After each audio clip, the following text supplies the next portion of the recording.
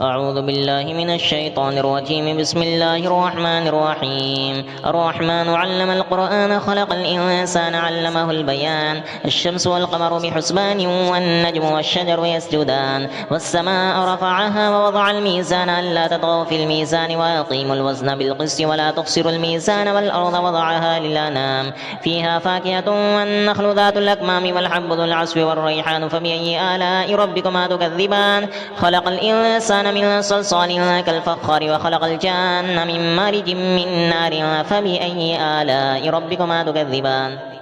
رب المشرقين ورب المغربين فبأي آلاء ربكما تكذبان. مرج البحرين يلتقيان بينهما برزخ لا يبغيان فبأي آلاء ربكما تكذبان. يخرج منهما اللؤلؤ والمرجان فبأي آلاء ربكما تكذبان. وله الجوار المنشآت في البحر كالأعلام فبأي آلاء ربكما تكذبان. كل من عليها فان ويبقى وجه ربك ذو الجلال والإكرام فبأي آلاء ربكما تكذبان. يسأله من في السماوات والأرض كل يوم هو في شأن فبأي آلاء ربكما تكذبان. سنفرغ لكم أيها الثقلان فبأي آلاء ربكما تكذبان. يا معشر الجن والإنس إن استطعتم أن تنفذوا من أقطار السماوات والأرض فانفذوا لا تنفذون إلا بسلطان فبأي آلاء ربكما تكذبان. يرسل عليكم أشواظ من نار ونحاس فلا تنتصران فبأي آلاء ربكما تكذبان.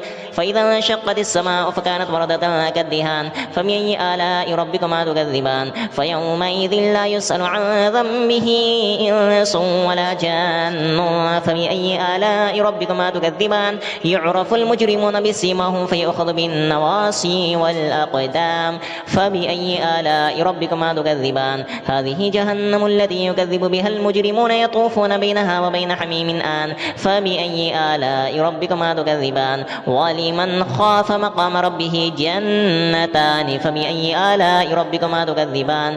ذواتا أفنان فبأي آلاء ربكما تكذبان. فيهما عينان تجريان فبأي آلاء ربكما تكذبان. فيهما من كل فاكهة زوجان فبأي آلاء ربكما تكذبان. متكئين على فرش بطائنها من استبرق وجنى الجنتين دان فبأي آلاء ربكما تكذبان. فيهن قاصرات الطرف لم يطمثهن إنس قبلهم ولا جان فبأي آلاء ربكما تكذبان. كأنهن الياقوت والمرجان فبأي آلاء ربكما تكذبان. هل جزاء الإحسان إلا الإحسان فبأي آلاء ربكما تكذبان.